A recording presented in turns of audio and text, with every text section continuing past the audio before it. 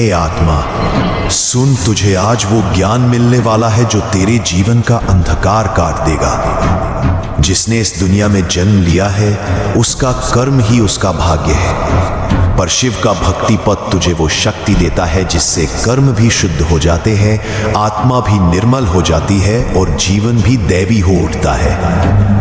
आज जो सुनेगा वो केवल शब्द नहीं होंगे, वो होंगे महादेव के वचन जो तेरी आत्मा के हर पाप, हर अशुद्धि को जला डालेंगे, जो तेरी सोई शक्ति को जगा देंगे, जो तुझे तेरे सच्चे स्वरूप शिव स्वरूप का दर्शन कराएंगे। तैयार हो जा, क्योंकि ये 10 शिव मार्ग तुझे पाप से पुण्य की ओर, अशांति से परम शांति की ओर और मृत्यु से शिवत्व की ओर ले जाने वाले हैं। प्रथम उपाय, सत्य वचन का संकल्प। जो जीव अपने वचनों में सत्य धारण करता है उसका मन, उसकी आत्मा, उसके कर्म सब शुद्ध हो जाते हैं। महादेव स्वयं ऐसे जीव पर कृपा करते हैं। झूठ, छल, कपट ये सब बंधन है, सत्य ही शिव है।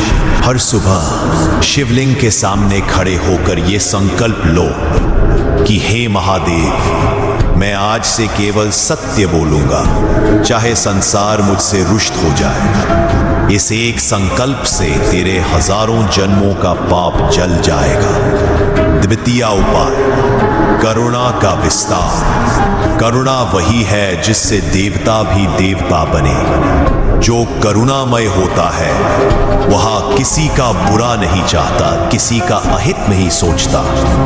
महादेव ने सर्पों को भी गले लगाया, भूतों को भी शरण दी।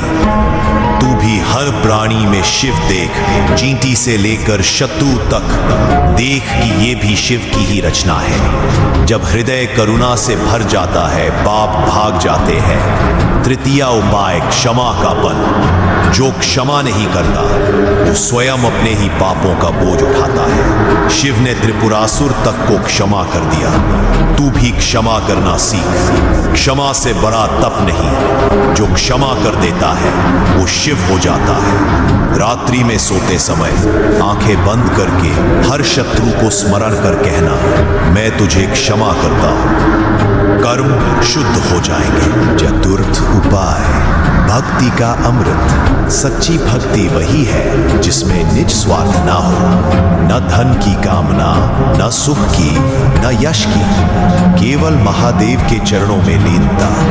न मांगू स्वर्ग, न चाहूं मोक्ष, बस तेरा नाम रहे भोलेनाथ। जो इस भाव से जपेगा उसके पाप जलेंगे। ओम नमः शिवाय 108 बार मन ही मन जप, शिव स्वयं उसकी आत्मा में निवास करेंगे।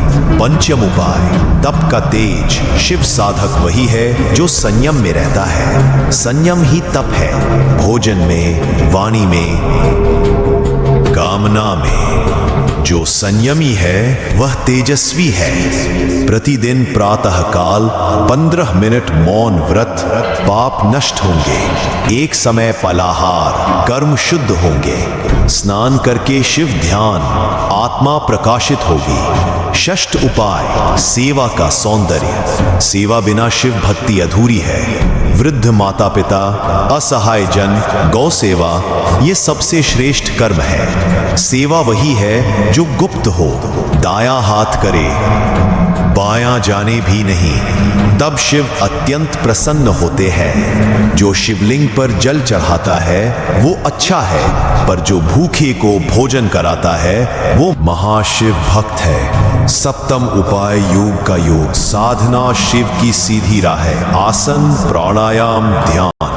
जो हर दिन कम से कम 30 मिनट श्वास पर ध्यान करता है उसके भीतर से वासना, क्रोध, मोह सब जल जाते हैं। मौन ध्यान शिव का द्वार है। शिवोहम, मैं शिव हूं, इसका भाव लाओ। शरीर, मन, आत्मा सब निर्मल होंगे। अष्टम उपाय, तंत्र ज्ञान का रहस्य। महादेव स्वयं आदिनाथ तंत्र के स्वामी है, पर तंत्र का सार यही है, अपने भीतर के तमस का नाश।